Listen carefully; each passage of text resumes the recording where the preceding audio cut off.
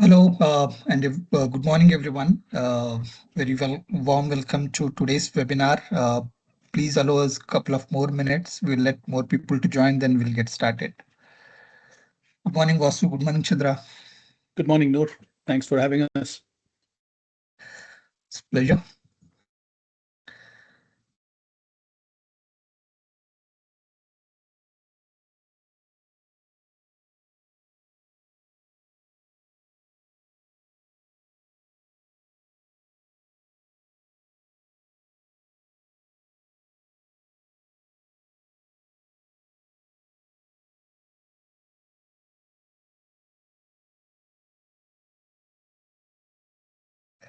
I'll give a few more seconds, then we will get started.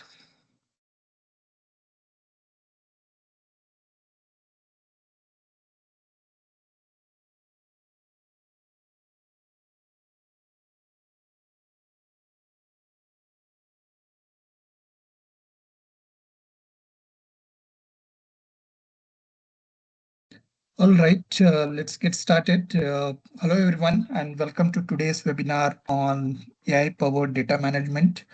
My name is Noor Basha, Senior Director of Marketing at WinWire, and I'll be moderator for today's session. As you know, today's topic for the session is accelerating data management with AI agent infused automation. In the next 25 to 30 minutes, before we open up for the questions, we will basically discuss about our accelerator, which is called WinAIDM, that is AI-infused data management, which is a native to Azure solution and basically helps enterprises automates onboarding, streamlines integrations, and reinforces data quality at scale. Uh, so before we get started, let me highlight few housekeeping items. During the webinar, please feel free to post questions and we will try to answer as many as we can at the end. And we are recording this session and the recording will be made available to you, and this will also be available on our website right from tomorrow. So you can come back and watch the recording at any given point of time. With that, let me introduce you to today's session speakers, my colleagues, Chandra L, who is the VP of Data Analytics at WinWire, and Vasu, Senior Vasu, but we call him Vasu, is the Principal Architect in the Data and AI practice team at WinWire. So with that, let me hand it over to Chandra to take it from here. Chandra, over to you. Yeah, thank you so much, Noor, for the introductions. Team, very excited to talk about WinWire's accelerator. It's called WinAIDM. It's AI-infused data management solution. In terms of the agenda, what I would try and cover is some of the aspects of the life cycle of data management, as most of us know as practitioners.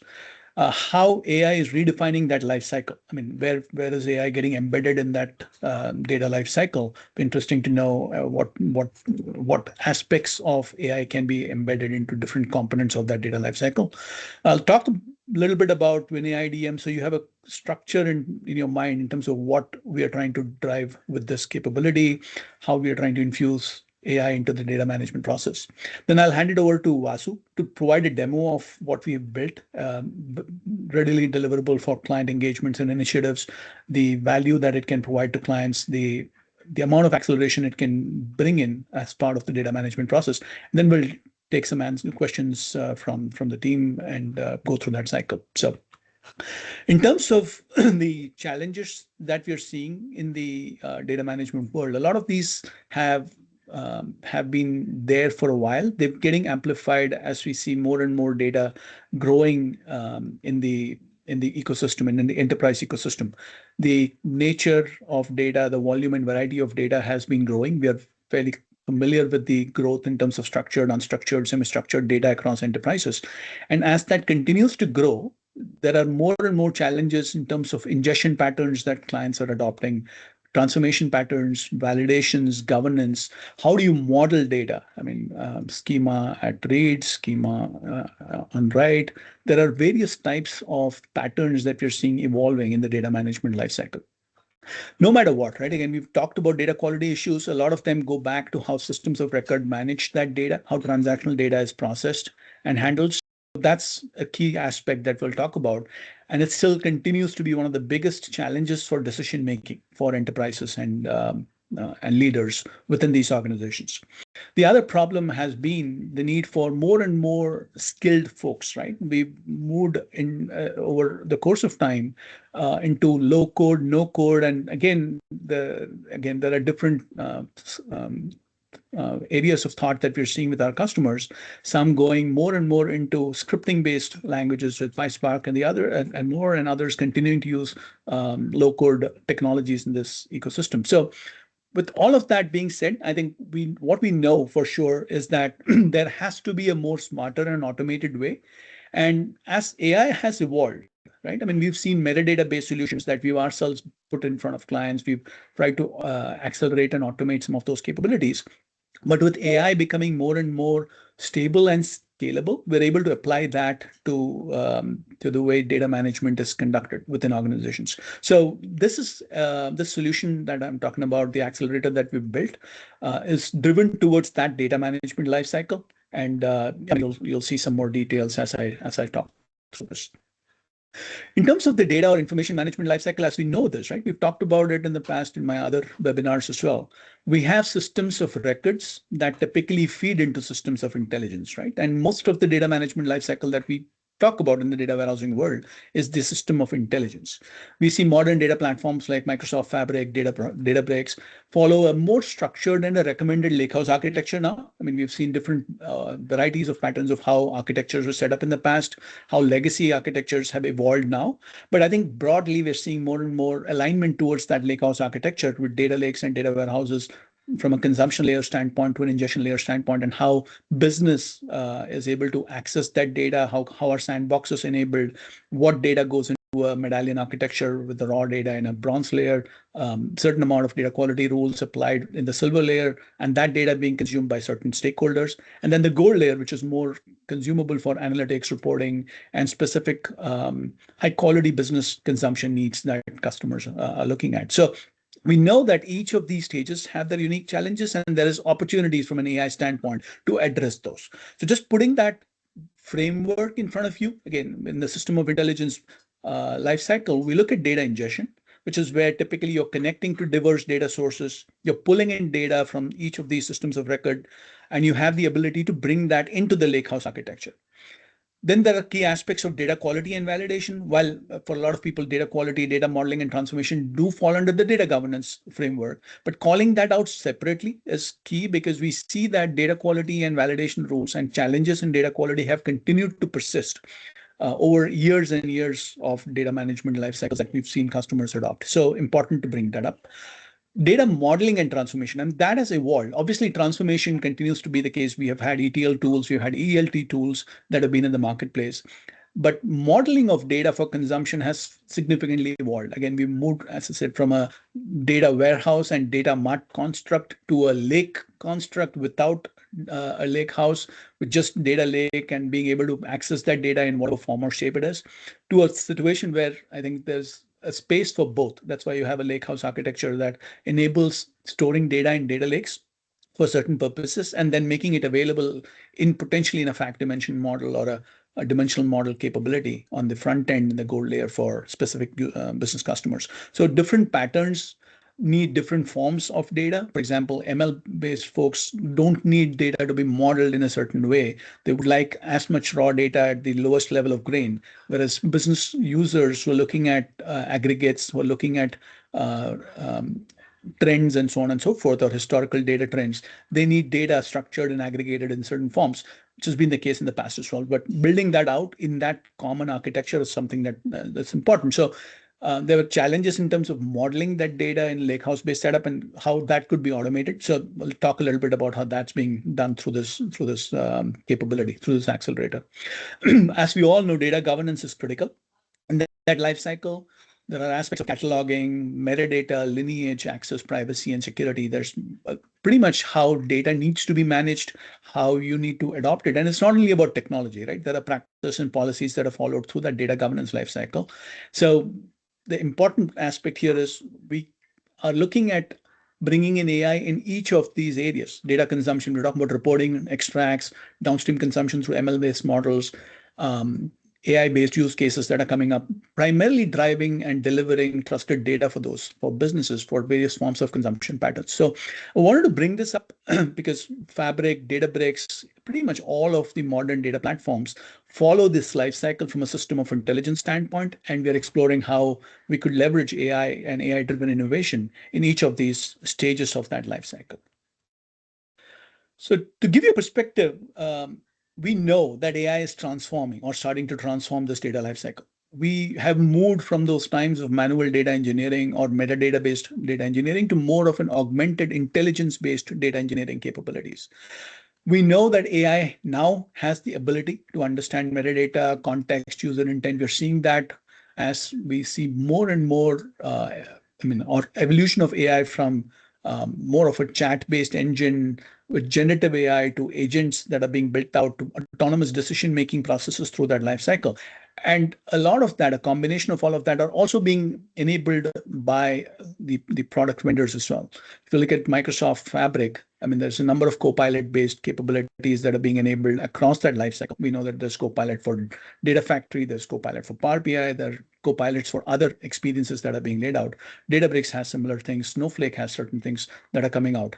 So natural language prompts are starting to drive a lot of the data quality and transformation rules rather than having to build that out. There's a lot of reverse engineering that's also done when we're trying to modernize a legacy platform, but being able to do that with natural language with very limited code base or technical skill set needed is a huge win. As I said, the need for engineering talent was skyrocketing, and being able to bring some of that down, being able to manage data estates with less of that skill set is an ask that we're seeing customers focus on. So when we talk about AI, as I said, you have custom agents that can be built out, and that's the direction we've headed with this particular accelerator.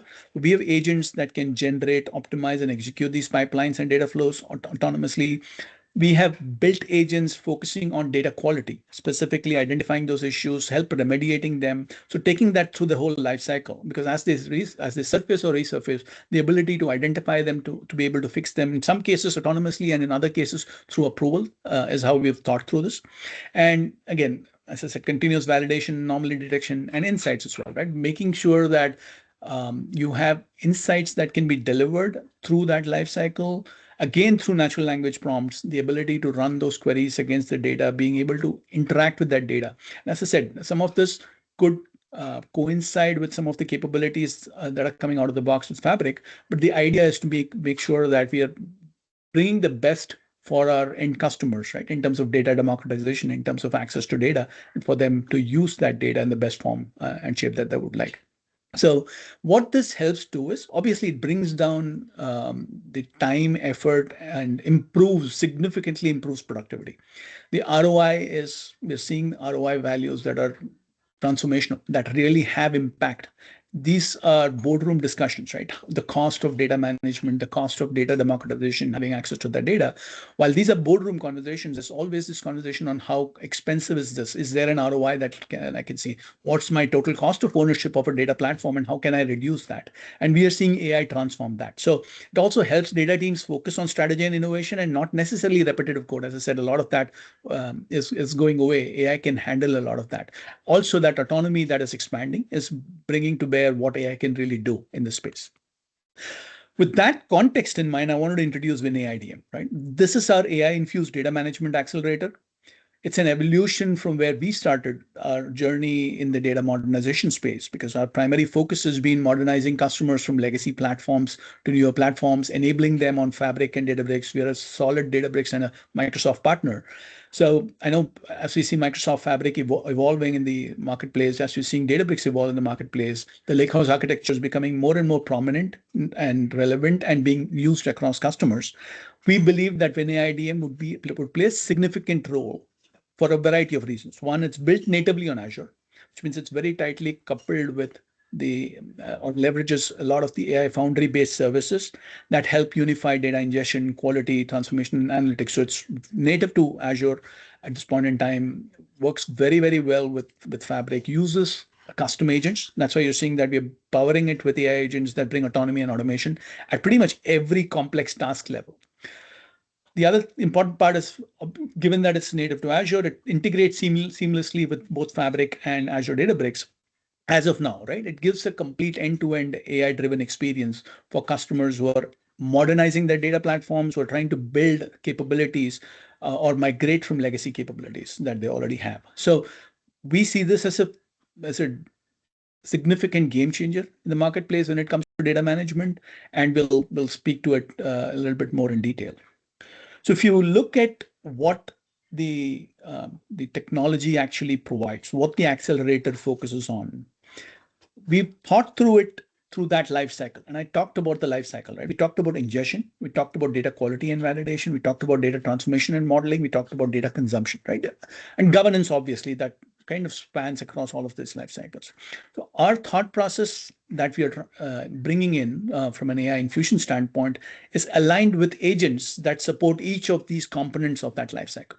For example, we have a data ingestion agent that we're bringing into customers, which is typically built through connectors and so on and so forth, and being able to extract data from multiple sources. We're able to have that agent drive those tasks, a lot of this autonomously, to drive sensitive data. I mean, a lot of challenges when it comes to data ingestion is how do we handle sensitive data? How do we make sure that it's the right assignments and classifications of data are set up? That's part of, by the way, if you think about data governance, data classification is an important component of it, especially when we are dealing with sensitive data with healthcare customers, financial services customers, life science customers. We're dealing with patient data, PHI data, and the likes, right? Very critical that we are able to classify data and make sure that it is set up the right way. So our ingestion agent pretty much runs across data sources, extracts metadata. Again, our focus is still to bring in metadata as that core, leveraging AI, and then optimize the whole process of batch ingestion, efficiency, and reliability. So the agent's key tasks from an ingestion standpoint is laid out here, as you can see in the slide. Similarly, if you think about data quality, as I said, one of the most important components is how do you manage quality? How do you automap those rules? How do you bring in tech data quality rules and business rules, right? Again, a lot of data quality rules are tech-centered, making sure that data types are accurately laid out and the like. So we are able to convert that from a natural language process engine, which is English data rules, into validated logic in different scripting languages that can obviously embed it and is native to either Fabric or Databricks as we see it. In addition, automapping rules to attributes using the metadata context that it leverages. I mean, as I said, context is critical when you talk about AI, and being able to automap those rules is something that we've been able to bring in with this solution. So this is another key component or an agent that we've laid out. Transformation is probably the most difficult part of a data platform setup, because here we get into business rule conversations. How do we look at legacy, what those mapping rules were, what kind of aggregates need to be built out, or what kind of sorters need to be built out. So it goes beyond core tech rules, right? I mean, there are specific rules for each attribute, more likely than not, that needs to land in the gold layer. So what we've been able to do is bring that again into the metadata and AI construct, being able to translate natural language transformation into Python functions. But the other thing that we've been able to do is, as I said, in the lakehouse architecture, you have bronze, silver, and gold. Typically, the bronze and silver layers are at the same level of grain. They're at the lowest level of grain, brought in assets from the source systems. The bronze is the assets data. The silver layer typically has data with data quality rules, more tech data quality rules applied. The gold layer is typically where consumption for reporting, analytics, advanced visualizations, and the likes are laid out. The model for that can be generated through AI now. I mean, at least we're looking at different forms and shapes in which we can generate it. But one of the opportunities we have is to look at data in the silver layer or the data structures in the silver layer, use that metadata and build out a fact dimension model or a dimensional model in the gold layer that is then fit for purpose for consumption. Now, there are different ways in which we do it. We can look at industry models. We can look at the silver layer that's already there based on the source data sets. It'll also keep evolving as we bring in more and more data sets into the Fabric or into the Databricks ecosystem.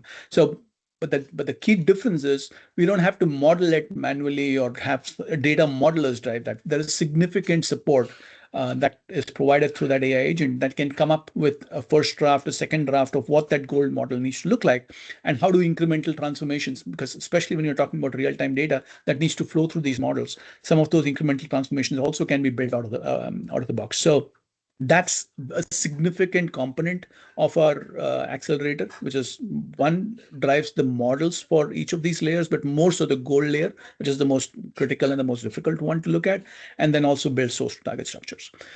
The fourth component is the consumption layer, which I mean, we won't be demoing that today, but it's primarily more around how do you consume that data. And we know that there are tools that are in the marketplace now with co-pilots in the Fabric world. Databricks has its own Genie solution. It has AI BI. So a lot of that can be available or can be made available out of the box. But we, as part of the broader custom agent framework, we're driving through that data lifecycle. So you're seeing all of these agents and some of those which we'll demo today during the course of this conversation. Another representation, keeping in mind the solution architecture or the lakehouse architecture that I talked about, right? So there are DI agents, there are DQ agents, there are DT agents, and there are reporter agents, as I said. That's the agentic framework that we've followed. A lot of this leverage native lake and orchestration components for intelligent automation. We're not going to access data as part of this agents, right? A lot of these agents primarily are driven by metadata and control tables that manage lineage mapping, rule bindings across all of this. The LLM, again, because these are custom AI agents, we are not forced to use a certain LLM model or the likes. The AI Foundry provides us access to numerous LLMs. We built this with certain LLM models from a consideration standpoint, and Masu will talk through that when he demos the solution and will answer questions. But it gives us the flexibility of leveraging newer LLM models as we go through this process, because we know that that world is evolving almost constantly, right? We have newer LLM models that are coming in. And as you have these agents that have been built out, we want to be able to leverage newer models. Because if you think about it, some of our agents that we're building out with an earlier version of the GPT models versus the newer versions, there's a significant improvement in terms of quality of output that we're seeing. So from an architecture standpoint, we want to present this view of DI agents, what each of these do. I talked about them in a summarized manner, but this calls out connectors, extractors, classifiers, and optimizers on the DI front.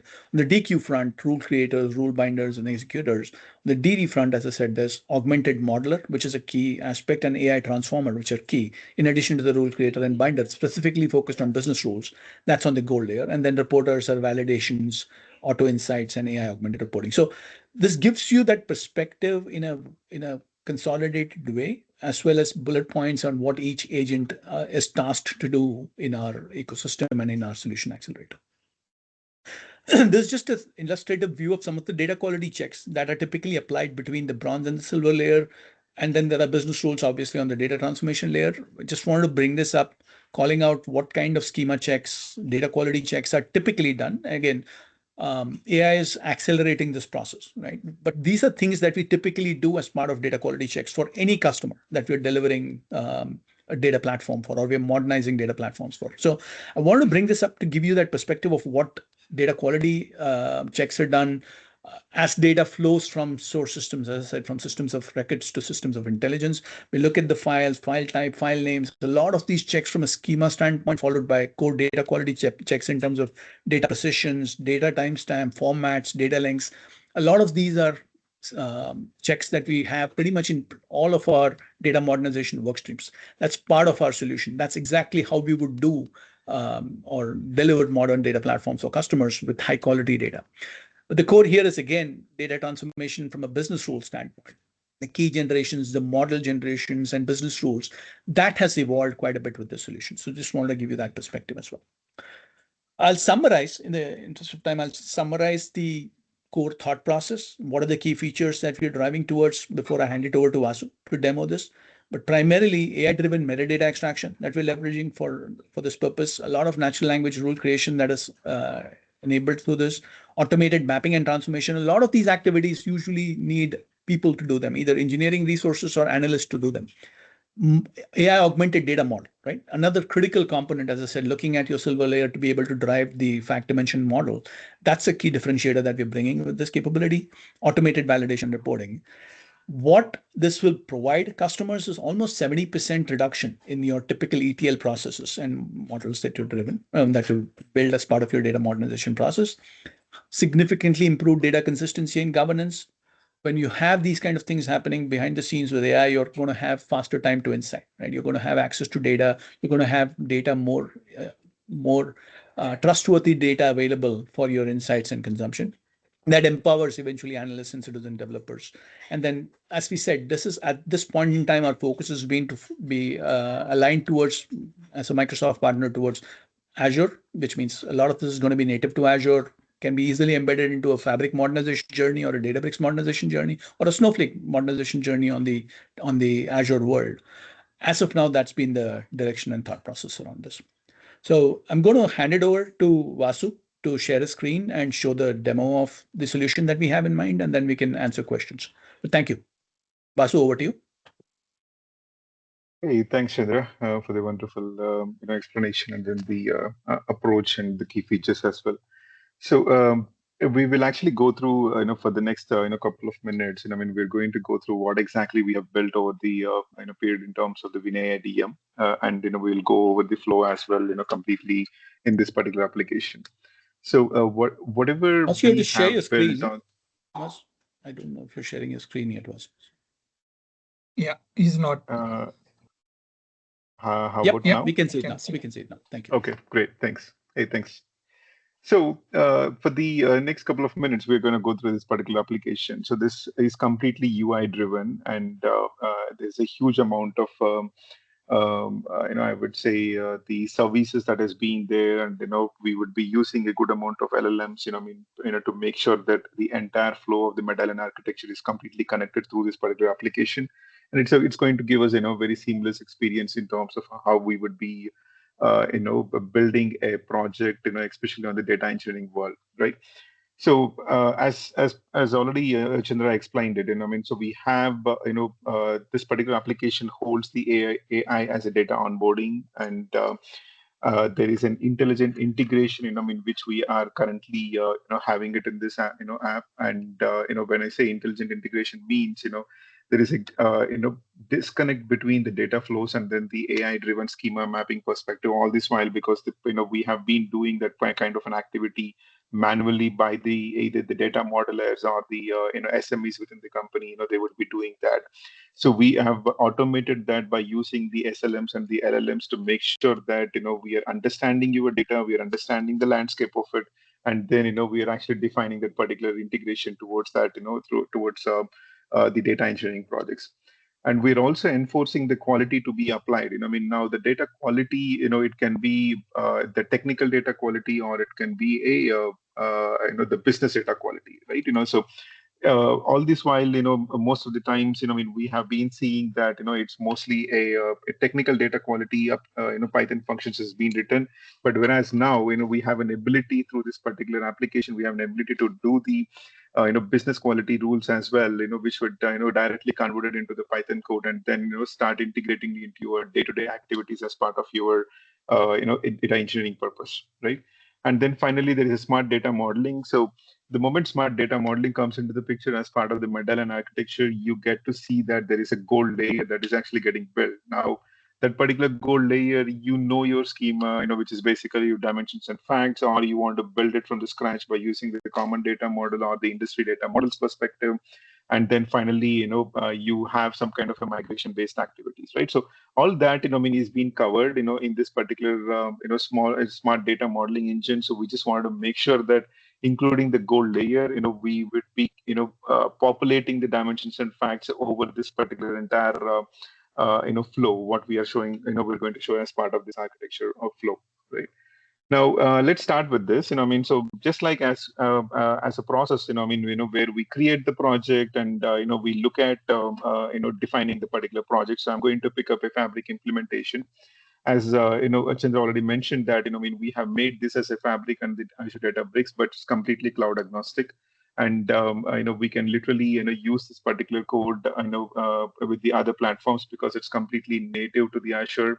And we're currently using the Azure AI Foundry, but indeed we would be able to utilize the other LLMs as well.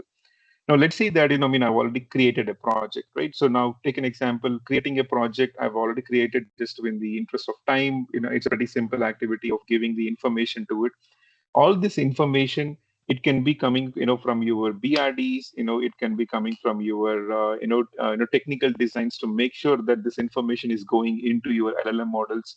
And it will always have the kind of particular context towards, building your, code as well whenever it is creating it, right? Now, let's say, I've already have a project and, I'm going into the project. So any data engineering project, it always starts with the sources. Now, like, let's say that, you have a, heterogeneous number of sources. Now, when I say the sources, it can be any number, it can be a SQL, it can be a Synapse, it can be Blob, it can be anything, right? So you can always define it, through this particular application. So take an example. If I want to do it for Synapse, then, your properties will be, different. If you want to do it for Blob, your properties would be different, right? So based on that, you can actually define that particular connection to it and then start defining your, active data sources that are currently available, right? Now, this is the place where, you get to see, basically the loading of the metadata. The moment, you load this particular metadata, what exactly it does is it actually connects to your backend databases, whatever you have defined, in this particular, screen. It fires the system queries and get the entire metadata of your tables. Now, that particular metadata of your tables based on your sources. So take an example for getting the blob information from an ADLS location, it's a different flow. For Synapse, it's a different flow, and for SQL, it's a different flow. We have used a complex, LLM, instructions and LLM models to make sure that it, based on your sources, it understands your, respective, the schemas, and then, respective system, queries information, and based on that, it will give you the entire metadata, right? The moment we have that particular metadata, so it will also analyze, starts building that data into our, the metadata-driven approach, right? Now, so here, I can say that, it's already been loaded, but, I can just, do a simple reload. So this is what exactly it is currently doing, where the agent is firing the setup that is currently being, there as part of your Azure SQL database, and it is trying to get the metadata and starts loading the information into your respective database itself. Now, once you have that information, then by default, if you guys are following the WinWire website, we already know that there is a, WinAIDQ framework, and it's basically a metadata-driven approach. And, every metadata-driven approach, by default, it comes with some kind of a defined data quality rules. That is the place where we call that as a technical quality rules.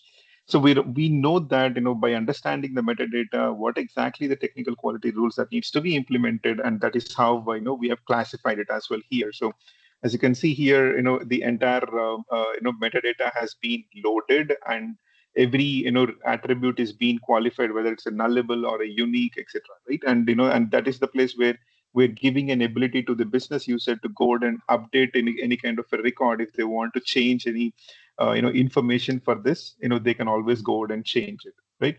Once they have, I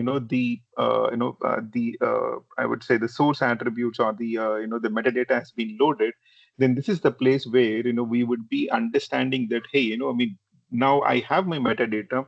Let me actually go ahead and write some kind of, or, run a AI script, where it will actually give us the information in terms of what are all the, data quality rules that can be implemented on top of it. So in a simple terms, let me, because we loaded the metadata, I'm just going to generate the rules for it.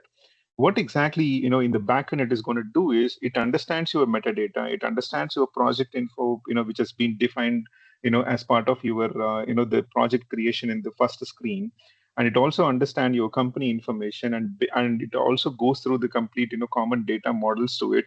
And, by understanding your metadata, it gives you the data quality rules that can be implemented across it, right? So now the agent is being, classifying each and every column or an attribute to what are all the critical attributes, that are there. And, so let me, put across here what are all the critical attributes. It can be a not null, it can be a primary key, it can be a data validation, it can be even a value range perspective. So take an example, like, I want to make sure that the list price is only between in this, so, 0 to, 100K, right?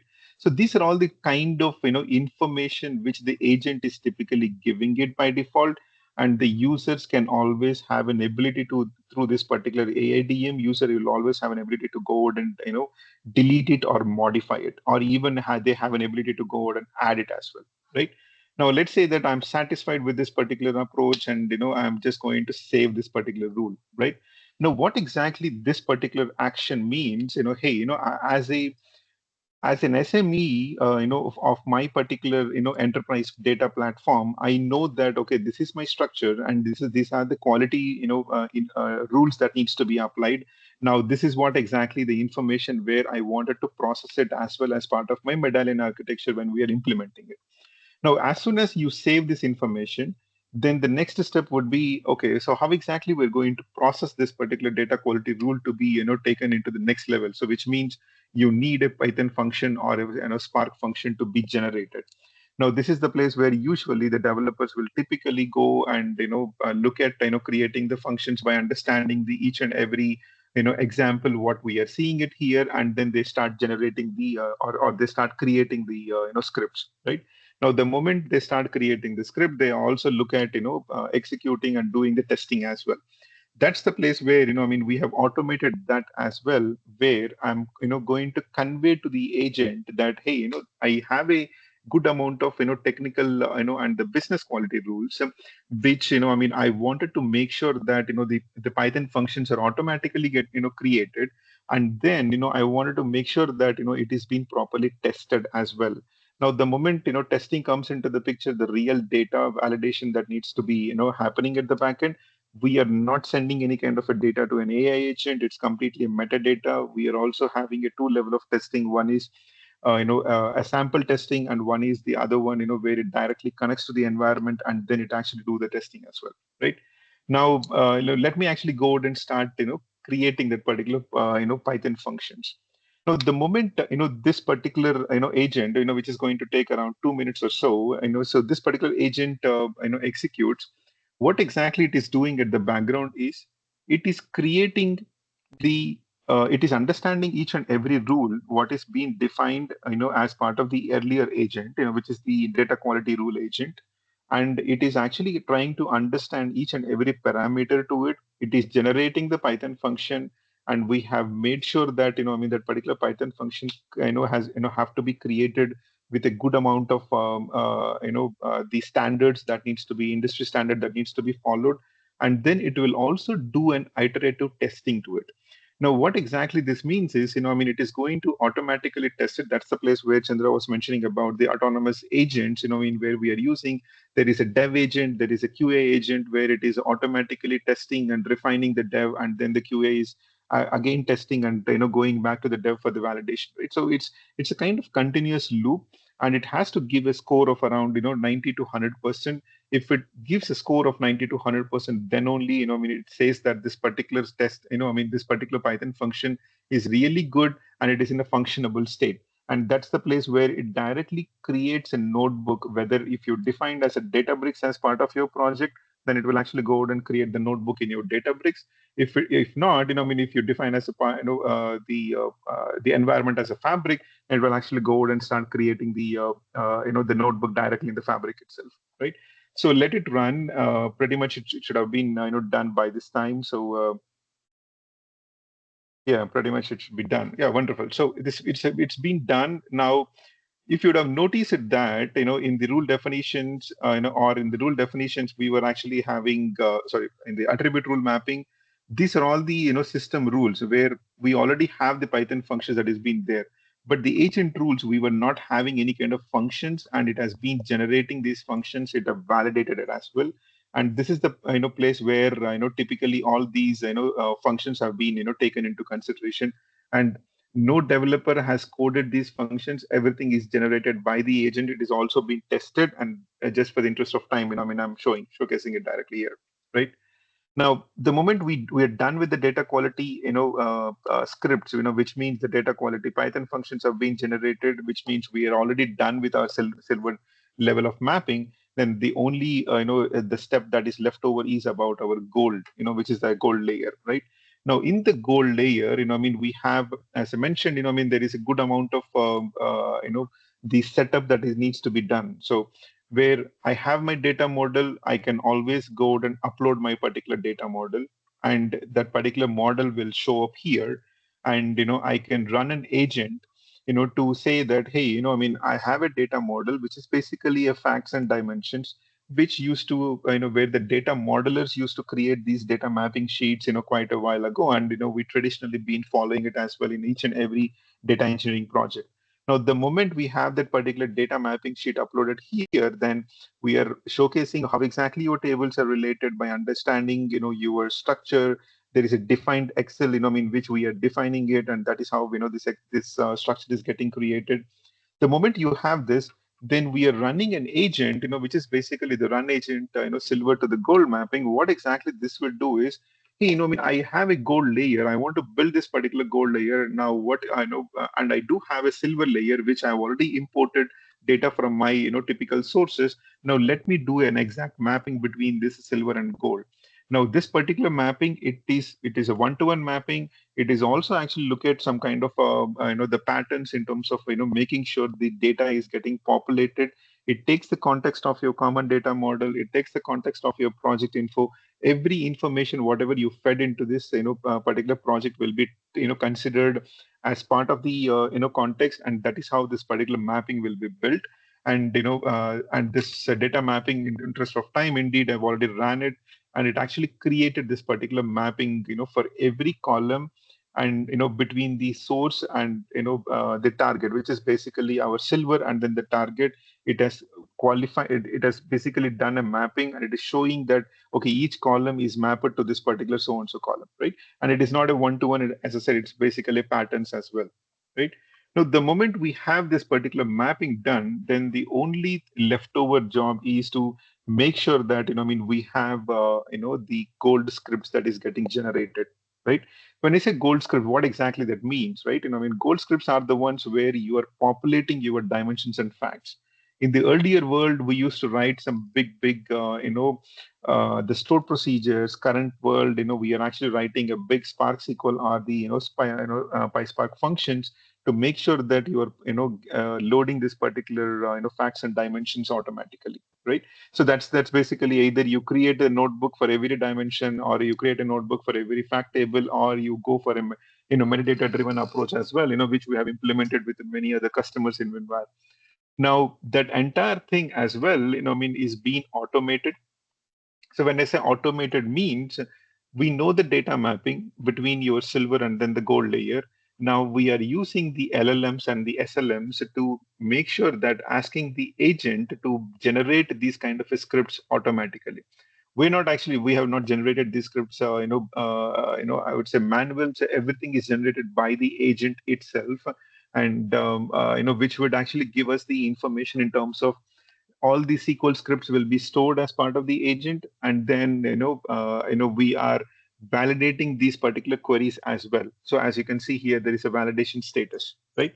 Now, how exactly you're going to trigger this particular agent is just as good as just upload the data mapping sheet, which we already have it, or you can keep it as an optional and click on generate scripts, which will just start, firing the context what has been defined earlier, and then it will give us the output of it, right?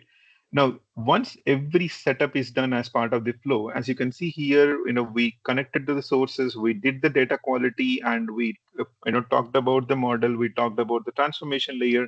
That means, we are pretty much done with our entire setup of the project for a data engineering implementation. And this is the place where, if you have a fabric environment, you go and trigger your pipelines, which will automatically move the data from, from your source until to the gold layer. And indeed, it's going to take time, so we will not be able to showcase as part of the demo, but this is the high level view in terms of the entire approach, right? So that's the pretty much demo from our side, which will give us the complete flow of the entire AIDM, which covers the medallion architecture. It can be a fabric or it can be a Databricks implementation. We would be able to do it through this particular approach, right? So, and pretty much we are leveraging every concept of it in terms of the metadata driven. We are looking at the quality. We are looking at the metadata extraction to it. We're making sure that your data is completely secured through the agents as well. And then finally, the transformation layer is getting built for the consumption part of it. Okay, great. So that's the the demo part. So over to Noor. Thank you. We can take up the questions now. Sure. Thank you so much, Vasu, for the details. Thanks, Vasu. Thanks, Chandra. I know we are close to the time, but Chandra, is there anything that you want to add before I get into take a couple of questions from the audience? Yeah, just one thing. I'm just going to put it up on the screen again. So we have a couple of offers that are already on Azure Marketplace. These are MVP offers, which are customer-ready offers, right, for Fabric and for Databricks. So customers, and this is for the Microsoft team. This is also for customers who are either modernizing on Fabric or considering modernization on Fabric or on Databricks. Talk to us, because this will accelerate your data management journey by almost 70% based on what we know of at this point in time in terms of this coming up. So wanted to bring this up. These are offers that are already there. Leverages the approach. We already have a ready solution that we can implement in the customer ecosystem. That was one thing. And in terms of key takeaways, I wanted to make sure that people hopefully walked out with how AI is reshaping this whole data platform or data management lifecycle, how we are bringing in intelligence through agents into that lifecycle, and the fact that WinAIDM would work seamlessly or integrate seamlessly within your Fabric and Databricks implementations. High quality data at over 70% productivity. So think about it. I mean, there's significant ROI that can be generated leveraging this accelerator. Noor, over to you. Thanks, Chandra. Thanks, Vasu. I think the first question, Vasu, is more on the cloud. Like, is the solution that we just showcased, is this cloud agnostic platform, like especially how easy to run on Databricks or other platforms? Yeah, so this is completely another cloud agnostic, because the entire the flow has been built using typically the agents are part of the Azure AI Foundry, which Chandra already mentioned, and indeed we are using Spark as part of the underlying code, and we are always using the LLMs and the SLMs which are available across the platforms. It can be whether it's a Google or it can be an AWS. We would be able to do this particular setup. Great. Thanks, Vasu. And when it comes to model, which model in AI Foundry are we using in this platform? Yeah, so the model is again, curated. So take an example for the healthcare domain. So we have the, few SLMs which is already been, suggested by the, the foundries. And currently we are using the GPT 4.1. We are also evaluating the GPT 5. We're also evaluating the healthcare, models, to, based on the curated need for it. So yeah, that's the, those are the models which we are currently exploring. Yeah. And the benefit of this, again, I'll just take to add to what Vasu was mentioning, right? Because we are seeing models evolving, and the fact that we are leveraging custom AI agents allows us to use any of these models as we continue to evolve, right? It doesn't restrict us from picking one model over the other. And so again, as Vasu was mentioning, we're using certain models at this point in time, but as industry models develop and we see the requirement coming in from different industries and customers from different industries who are modernizing their data estate, who are considering data models, especially transformation rules and so on and so forth, we could potentially use the newer ones that continue to come up very, very frequently now. So it doesn't have to be just horizontal. Some of them function better with domain-centric rules. Some of them function better with horizontal rules or non-industry specific rules, or LLMs. So we could use either. At this point in time, we are using under OpenAI Foundry, we are using one of the GPT versions, and we are exploring the next version, GPT 5, we are exploring as we speak. So, thanks, Chandra. One last question. No, I think one. Okay, the couple of more. Maybe I'll take those. While I take the next one, Chandra, one question that really is on the security side is, are we sending any real data to AI agent? So I mean, no, we're not, right? I mean, I think as we talked about it, most of this leverages metadata as the feed, which means we are not sending data to the agents. we could, if you saw the demo, right, towards the end, I think as Vasu mentioned, you can embed the code base that comes in through that metadata and build your pipelines and then execute those pipelines. So no, as of now, we are not sending data, but we are sending metadata, obviously. So more column structures, data structures, source data information, but not actual source data. And Vasu, if you want to add or update, that'd be helpful. Oh yeah, that's right. I mean, so we are not sending any real data to the agent at all. So it's just only the metadata information, which we are sending to make sure that your data is completely secured. Great. Thanks, Vasu. Thanks, Chandra. One last question is, what are the hallucination and bias scores that we have seen so far, and if there are any use cases that you have seen on those? Well, so I'll let you handle this because I know as you built this out, we have seen certain levels of hallucination. I don't know if you have a score. Oh yeah, indeed, indeed. But I'll let you answer that question. Yeah, so so that's the reason, the hallucinations and the bias scores, right? So it's pretty much equivalent to your context, what you are trying to build it, right? So take an example, if you want to build some kind of a Python function, indeed, in the initial days, we have seen that the code is getting hallucinated, and that's the reason there are some kind of parameters which we are setting to make sure that that particular hallucination is getting reduced, and making sure the output is completely, I would say, static for every, time whenever, it is giving the information, right? Now, the another part is, indeed the code, whenever you are generating it as part of your agent, you are bounded to test it automated. So that's the place where, we are actually looking at autonomous, implementation, which we are also, exploring actually we explored the semantic kernel. We're exploring the agent framework, which Microsoft recently released, which close to around 10 to 15 days before. So in that, what exactly does is, two agents are talking to each other to make sure that, we are, typically looking at, correcting the code automatically. So that way, we are not actually getting, not too much of hallucination is happening, and we are making sure your code is proper. That's the flow, which we are taking. Indeed, everything is evolving, and but it's all about what exactly the RAG in which you wanted to make sure that things are proper. Based on that itself, your output will be defined, and we're controlling that as part of this particular implementation. Thanks.